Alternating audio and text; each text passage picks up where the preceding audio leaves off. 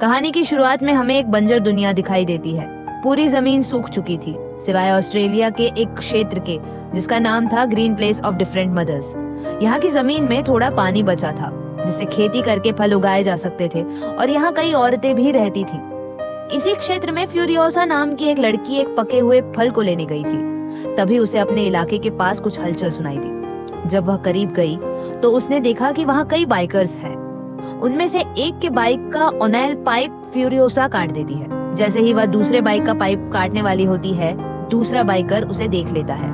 इससे पहले कि वह उसे पकड़ पाता, फ्यूरियोसा उसके पैर में एक चाकू घुसा देती है और वहां से भाग जाती है।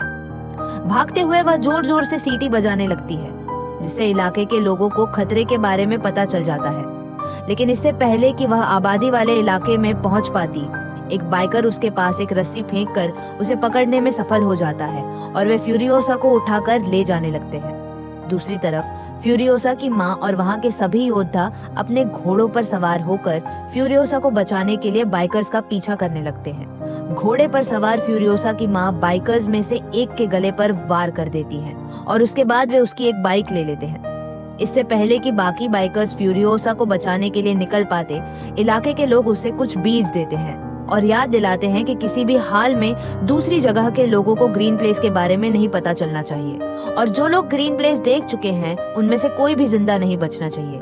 यह सुनकर फ्यूरियोसा तेजी से आगे बढ़ जाती है और एक बाइकर पर हमला कर उसे मार देती है। आगे के दो बाइकर्स रुककर यह देखने की कोशिश करते हैं कि आखिर क्या हुआ, लेकिन उन्हें दूर से फ्यूरियोसा की मां नजर आती है। डरकर वे अपनी बाइकें छोड़ देते हैं, जबकि फ्यूरियोसा ने पहले ही उस बाइक का ओनाइल पाइप काट दिया था जिस पर उसे बांधा गया था। फ्यूरियोसा की मां उस मरे हुए बाइकर की बाइक के स्पेयर पार्ट्स से अपनी बाइक ठीक करती है और उस बाइक का सारा फ्यूल अपनी बाइक में डालकर फिर से बाइकर्स के पीछे लग जाती है। चलते चलते अब रात भी हो चुकी थी। बाइकरों ने जिस बाइक पर फ्यूरियोसा को बांधा था उसका फ्यूल खत्म हो गया था, क्योंकि फ्यूरियोसा ने उसका फ्यूल पाइप चुरा लिया था। ऐसी स्थिति में दोनों बाइकर आपस में लड़ने लगे और मौका पाकर फ्यूरियोसा ने अपने हाथ छुड़वा लिए और भागने की कोशिश की, लेकिन वह घर नहीं पहुंच पाई क्योंकि बाइकरों ने उसे फिर से पकड़ लिया।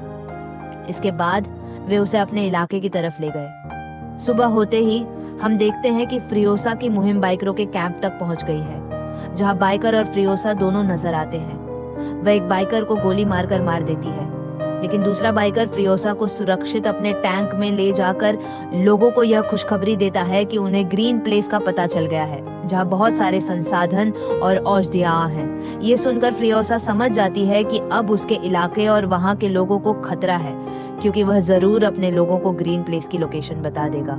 इसलिए फ्यूरियोसा चतुराई दिखाते हुए उस बाइकर के गले में रस्सी डालकर उसे बाइक से गिरा देती है और फिर उसने और उसकी माँ ने उन सभी बाइकरों को मार दिया जिन्होंने ग्रीन प्लेस की लोकेशन बताई थी।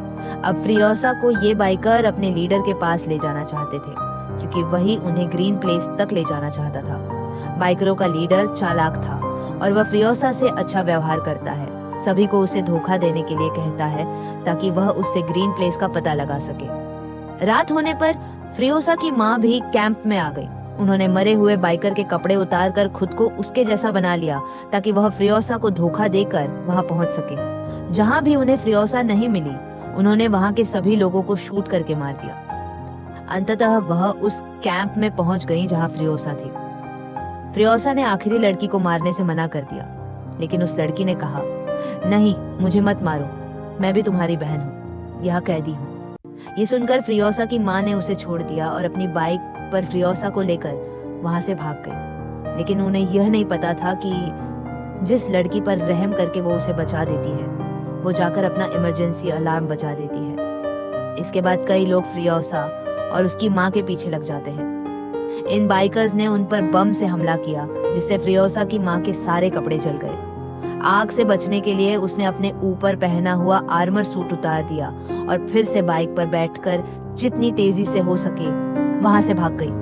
बहुत दूर निकलने के बावजूद भी बाइकर्स उनके पीछे थे। फ्यूरियोसा की माँ अब जान गई थी कि वे उनसे नहीं बच पाएंगी, इसलिए उसने बाइक से उतरकर फ्यूरियोसा को बाइक दे दी और उसे अकेले घर जाने को कहा। साथ ही उसने फ्यूरियोसा को एक पर्ची भी दी और कहा कि वापस जाकर इसे जरूर देना। खुद वह बाइकर्स को रोकने के लिए वहीं रुक गई। लेकिन अकेले मुकाबला करने पर भी वह जल्दी ही सभी बाइकर्स द्वारा घेर ली गई। फ्रियोसा भी उन लोगों के हाथ लग गई और उसने देखा कि उसकी माँ को इन लोगों ने एक दीवार से बांध दिया था, जिसे उनकी आंखों के सामने ही बेरहमी से मार दिया गया। इसके बाद बाइकर्स का लीडर उसे अपने जैसे कपड़े पहनाकर एक पिंजरे में बंद कर देता है और उसे फोर्स कहता है ताकि वे सब इसे अपनी मनोरंजन समझें। यहाँ उसने फ्रियोसा को अपनी बेटी का टैटू भी दिखाया, जिसे फ्रियोसा ने गिरा दिया। फिर बाइकर्स उसे यहाँ से ले जाने के लिए कहते हैं। उसके साथ एक बूढ़ा आदमी भी था जो फ्रियोसा से कहता है कि अगर तुम मुझसे लिखना पढ़ना सीख लो तो तुम हमारे लीडर के लिए एक काम की बंदी बन जाओगी। ऐसे वे तब उसे टॉर्चर नहीं करेंगे। लेकिन फ्रियोसा किसी की बात सुनने वाली नहीं थी। उसने चुपके से अपने हाथ पर टैटू बनाना शुरू किया, जिसमें उसने ग्रीन प्लेस तक का रास्ता बनाया, क्योंकि उसे उम्मीद थी कि वह एक दिन ग्रीन प्लेस वापस जरूर जाएगी। उसे यह भी डर था कि कहीं उस वक्त तक वह रास्ता भूल न जाए, इसलिए उसने पूरा रास्ता अपने बाजू पर बना डाला। खैर, समय बीतता है और हम देखते हैं कि एक दिन ये सभी बाइकर्स कहीं जा रहे थे तो उन्हें एक लाल धुआं दिखाई देता है। उन्हें पता चलता है कि वहाँ लोग रह रहे होंगे। ये लोग उस धुएं का पीछा करते हुए वहाँ पहुँचते हैं, जहाँ उन्हें एक वॉर बॉय मिलता है जो उन्हें यहाँ के किले तक ले जाता है। किले में इमोर्टल जॉय की हुकूमत थी। उसके पास पानी था और वह वहाँ खाना उगाता था, जिसे वह अपने सिपाहियों को देता था। उसने अपने सिपाहियों को इस तरह से प्रशिक्षित किया था कि वे उसके लिए जान देने को भी तैयार थे। ये बाइकर्स, जिनमें गैस्टाउन का नेता इमोर्टल जॉय का भाई था, काफी बीमार था और उसके शरीर के कई कार्य लिगी मशीनों के जरिए होते थे। टिमेंटेस्ट इमोर्टल जॉय को ब्लैकमेल करने के लिए उसके भाई का इस्तेमाल करता है और फिर उसे मार डालता है। इसके बाद वह इमोर्टल जॉय से कहता है कि उसने पूरे गैस्टाउन में बम लगा दिए हैं, जिनको सक्रिय या निष्क्रिय करने का तरीका सिर्फ उसे पता है। अगर इमोर्टल जॉय अपने गैस्टाउन को बचाना चाहता है तो उसे गैस्टाउन का नेता बनाना होगा, वरना उसके हाथ से गैस्टाउन चला जाएगा। जब वह बात कर रहा था, इमोर्टल जॉय की नजर फ्रियोसा पर थी। इमोर्टल जॉय कहता है कि ठीक है, वह गैस्टाउन को उसके हवाले कर देगा, लेकिन इसके बदले उसे उसकी बेटी और एक बाइक चाहिए। फ्रियोसा जवाब देती है कि वह उसकी बेटी नहीं है, क्योंकि उसने उसकी माँ को मारकर उसे किडनैप किया है। फ्रियोसा की इस बात से डिमेंटिस नाराज हो जाता है और उसके हाथ से अपनी बेटी का खिलौना ले लेता है और उसे इमोर्टल जॉय के हवाले करके वहां से चला जाता है। फ्रियोसा को एक ऐसी जगह ले जाया जाता है जहां इमोर्टल जॉय की कई बीवियां रहती थी। अब फ्रियोसा भी उनकी तरह इमोर्टल जॉय की एक बीवी बनकर उसके हरम में रहने वाली थी। सभी बीवियां फ्रियोसा के साथ अच्छा व्यवहार करती थी, लेकिन वह सिर्फ इस बात पर ध्यान देती थी कि कैसे इमोर्टल जॉय इन सभी लड़कियों को अपने साथ रखने पर मजबूर करता है। उसे यह भी दिखता है कि जब इमोर्टल जॉय की एक बेटी होती है तो गुस्से में वह अपनी बेटी को जिंदा दफनाने का आदेश दे देता है। उसे सिर्फ बेटा चाहिए था। ऐसा नहीं था कि उसके पास बेटियां नहीं थीं, उसके कई बेटे थे, लेकिन उसके नजर में कोई भी योग्य नहीं था, इसलिए उसने इन सभी को वॉर बॉय के तौर पर रख लिया था। उसने इतनी सारी बीवियां भी इसलिए रखी थी कि एक दिन उसका योग्य बेटा पैदा होगा जो उसकी तरह उसके इस साम्राज्य पर राज करेगा। वो जब उसके बालों से पकड़कर उसे रोकने की कोशिश करता है तो फ्रियोसा इस बार अपने बाल छुड़ाकर भागना चाहती है, लेकिन अगली बार वह नहीं चाहती कि ऐसा फिर से हो। उसे पता था कि वह लड़का उसे फिर से पकड़ लेगा, इसलिए उसने अपने सारे बाल काट दिए और अपने विग को उसके हाथों में छोड़कर वहां से भाग गई। वह लड़का भी उसे पकड़ने के लिए उसके पीछे भागता है, लेकिन उसे अपने ही भाई नरमियान से मिल जाता है, जो उससे पूछता है कि वह यहाँ क्या कर रही है। उस लड़की के पास कोई जवाब नहीं था और उसने फ्रियोसा की विग भी पकड़ रखी थी, क्योंकि उसे डर था कि कहीं उसके पिता उसे देख न ले और सजा न दे। हालांकि वह फ्रियोसा को ढूंढने की कोशिश करता है, लेकिन फ्रियोसा उसे नहीं मिलती, क्योंकि वह अब एक लड़की की तरह रह रही थी। उसने अपनी इज्जत भी बचाई और उसे काम भी मिल गया। उसे इमोर्टल जॉय की बड़ी बड़ी मशीनों के अंदर चेन को फिट करने का काम मिला। 15 साल बाद अब फ्रियोसा बड़ी हो चुकी है और कोई भी उसे पहचान नहीं पा रहा है। उसने गूंगा बनने का नाटक किया और इमोर्टल जॉय के सारे काम पूरे किए, जिससे यह साबित हो गया कि वह उसके लिए वफादार है। इस बार इमोर्टल जॉय उसे एक बड़ी मशीन बनाने का काम देता है, जो किसी भी चीज को आसानी से तबाह कर सकती थी। वे लोग ऐसी एक मशीन बनाने में सफल हो जाते हैं और जब इसे एक ट्रक के साथ जोड़कर पहली टेस्ट ड्राइव के लिए बाहर ले जाते हैं तो डिमेंटस के लोग उस पर हमला कर देते हैं। डिमेंट्स के लोग पैराशूट्स के जरिए इस मशीन पर और वॉर बॉयज से हमला करते हैं। जैक जो इस ट्रक को चला रहा था उसे रोकने की बजाय चलाता रहता है। डिमेंट्स के लोग इस ट्रक पर भी हमला कर देते हैं, जिससे उसमें एक बड़ा दोष आ जाता है। इस समय फ्रियोसा बहादुरी दिखाते हुए चलते ट्रक के नीचे जाकर उस दोष को ठीक करने की कोशिश करती है ताकि जैक इस ट्रक को तेजी से वहां से ले जा सके। फ्यूरियोसा ट्रक के नीचे एक बम लगा रही थी। उसने न केवल बम को सफलतापूर्वक ट्रक पर रखा बल्कि उसे मारकर गिराते हुए ट्रक के अंदर भी आ गई। ट्रक के बाहर डिमेंटस के लोग अभी भी वॉर बॉयज को मार रहे थे। जब वॉर बॉयज ने डिमेंटस के छोटे ट्रक पर हमला किया तो ट्रक का एक्सीडेंट हुआ और वह लिक ट्रक से टकरा गया। इससे फ्यूरियोसा को झटका लगा और उसकी हैट गिर गई, जिससे उसके उड़ते हुए बाल जैक के सामने आ गए। जैक को यह पता चला कि वह एक महिला है। वे अपनी लड़ाई पर ध्यान केंद्रित करते हैं और फ्यूरियोसा उड़ने वाले बाइकर्स को मारने में सफल हो जाती है। अपने दुश्मनों को खत्म करने के बाद उसने जैक को बंदूक के निशाने पर ले लिया, क्योंकि उसे पता था कि जैक उसके लिए समस्या खड़ी कर सकता है। लेकिन जैक ने कहा, तुम एक अच्छी वॉरियर हो और मुझे इस बात से फर्क नहीं पड़ता कि तुम्हारा जेंडर क्या है। फ्यूरियोसा ने बताया कि उसके माता पिता की मृत्यु कैसे हुई थी और उसने जैक को वह पीच सीट भी दिखाई जो उसकी माँ ने उसे दी थी। उसके हाथ पर एक नक्शा बना था जो उसे ग्रीन प्लेस तक ले जाने का था। जैक ने वादा किया कि वह उसे वहां पहुंचाने की कोशिश करेगा और फ्यूरियोसा ने कहा कि वह चाहती है कि जैक भी उसके साथ आए। तभी उन्हें एक इमोर्टल सन एंजॉय का संदेश मिला कि वह डिमेंटिस से मीटिंग के लिए जा रहा है और उन्हें अपनी पूरी फोर्स तैयार करके उसके पीछे जाना होगा।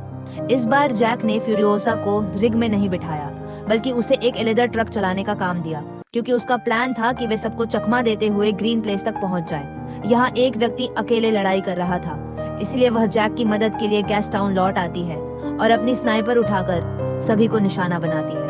उसकी गोली डिमेंटिस को भी छूकर गुजरती है। जैक अपने रिग के साथ गैस टाउन का गेट तोड़कर अंदर चला जाता है और उसी रिग पर लगी ड्रिल से वह यहाँ का पूरा ढांचा तोड़ने लगता है। इस दौरान एक बाइकर उसे रोकने के लिए उस पर हमला करती है और रिग टूटने के कारण वह खुद एक गड्ढे में गिर जाती है। ठीक समय पर फ्रियोसा वहां आती है और एक बाइक से उसे वहां से निकाल ले जाती है। इसके बाद वे दोनों एक दूसरे ट्रक में बैठकर वहां से भागने की योजना बनाते हैं, लेकिन उन्हें नहीं पता था कि डिमेंटिस उनके पीछे था। जैसे ही डिमेंटिस का ट्रक फ्रियोसा के ट्रक से जुड़ता है, वह उस पर हमला करने के लिए अपनी बंदूक निकालती है, लेकिन उसका हाथ दोनों ट्रकों के बीच में आ जाता है। यह वही हाथ है जिस पर उसने नक्शा बनाया था, जिससे वह हर गुजरते सेकंड में अपनी मोटरसाइकिल के करीब जा रही थी, जबकि फ्रियोसा को जंजीरों से बांध दिया गया था। डिमेंटिस इस सबको देखकर मजे ले रहा था, लेकिन जब वह बोर हो जाता है तो पीछे मुड़कर फ्रियोसा को देखता है, जो अपना कटा हुआ हाथ छोड़कर भाग चुकी थी। डिमेंटिस जब अपने ट्रक में बैठकर उसका पीछा करने लगता है तो उसे पता चलता है कि फ्रियोसा ने उसके ट्रक का टायर भी निकाल दिया था, जिससे उनका एक्सीडेंट हो जाता है। फ्रियोसा जिस बाइक से भाग रही थी वह थोड़ी दूर जाकर पेट्रोल खत्म हो जाती है और उसे आगे का सफर पैदल तय करना पड़ता है। उसका हाथ बुरी तरह से घायल था और उस क्षेत्र में तेज धूप थी, जिसके कारण वह बेहोश हो जाती है। सौभाग्य से उसे सिटाडील के वॉर बॉय ने देख लिया, जो उसे वापस सिटाडील ले आया। वहां उसका इलाज हुआ। एस्विंगल जब उसे होश आया तो उसने पगालोन की तरह इमोशन जोई से मिलने की बात की। जब उसे इमोशन जोई के पास ले जाया गया तो वह ये बताता है कि डिमेंटिस जल्दी ही सिटाडेल पर हमला करने की योजना बना रहा है और उसने एक गैस टाउन को नष्ट करने का भी इरादा किया है। इस सब के लिए इमोर्टन जॉय योजना बनाता है कि वे लोग डिमेंटिस के गैस टाउन को तबाह करने से पहले वहां पहुंच जाएंगे, ताकि डिमेंटिस सिटाडेल पर हमला न कर सके। जब वे गैस टाउन के करीब पहुंचते हैं तो डिमेंटिस उन्हें देखकर युद्ध की घोषणा कर देता है। सिटाडेल और गैस टाउन के बीच युद्ध शुरू हो जाता है, जिसमें दोनों टीमों के लोग एक दूसरे को बुरी तरह मारते हैं। इस दौरान फ्रियोसा सिटाडेल में जाकर एक मैकेनिकल आर्म बनाती है और एक फास्ट कार ले लेती है। वह फिर से युद्ध में शामिल होने के लिए निकल पड़ती है। वहां जाकर वह देखती है कि मोर्टन जॉय का बेटा अपने वाहनों और हथियारों की मरम्मत कर रहा है। वह अपनी कार ठीक करने के लिए एक टायर लेती है और आगे बढ़ती है, जहां वह देखती है कि डिमेंटिस और उसके कुछ लोग वहां से भाग रहे हैं। इससे पहले कि वह फ्रियोसा पर हमला करे, वह तेजी से अपनी कार चलाते हुए आती है और उन्हें टक्कर मार देती है। उसने सभी को मार डाला, लेकिन डिमेंटिस कहीं नजर नहीं आया। जब उसने दूर देखा तो एक बाइकर वहां से भाग रहा था, जो कि डिमेंटिस ही था। लेकिन डिमेंटिस की मौत अब करीब थी। क्योंकि उसकी बाइक भी खराब हो चुकी थी और फिरियोसा भी उसके पास पहुंच चुकी थी। फिरियोसा उसे एक बार मार सकती थी, लेकिन वह उसे याद दिलाना चाहती थी कि वह कौन है और डिमेंटिस के लिए उसकी अहमियत क्या है। उसने उसे इतना टॉर्चर किया कि वह बेहोश हो गया। जब उसे होश आया तो फिरियोसा ने उसे बताया कि वह वही लड़की है जिसे तुम 15 साल पहले किडनैप कर लाए थे और जिसकी आंखों के सामने तुमने उसकी माँ को मार डाला था। डिमेंटिस को फिर भी सही से फिरियोसा की याद नहीं आई, तो फिरियोसा ने उसके साथ चेन से बंधा उसका टेडी बियर काट दिया। अब वह पहचान गया कि फिरियोसा कौन है।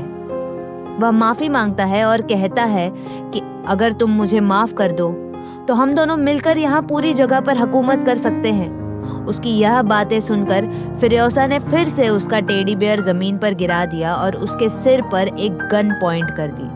तब लोगों को लगा कि फिरियोसा ने उसे मार दिया, लेकिन असल में फिरियोसा ने उसे जिंदा दफन कर दिया और उसके ऊपर एक पीच ट्री लगा दिया जो उसकी माँ ने उसे दिया था। जमीन ने डिमेंटिस की न्यूट्रिएंट्स यानी शक्ति चूस कर एक बड़ा सा पेड़ बना दिया और उसके ऊपर एक पीच भी उगाया जिसे डिमेंटिस अपनी आंखों से देख रहा था। ये बस उसका आखिरी क्षण था। इसके बाद शायद वह मर जाता है। सीन कट हो जाता है। दूसरी ओर फिरियोसा को देखते हैं जो अपनी ट्रिक के जरिए इमोर्टन जॉय की सभी बीवियों को उसकी कैद से सुरक्षित निकालने में सफल हो जाती है। वह उन्हें रेस्क्यू करके ग्रीन प्लेस से ले जाती है और इस कहानी का अंत होता है।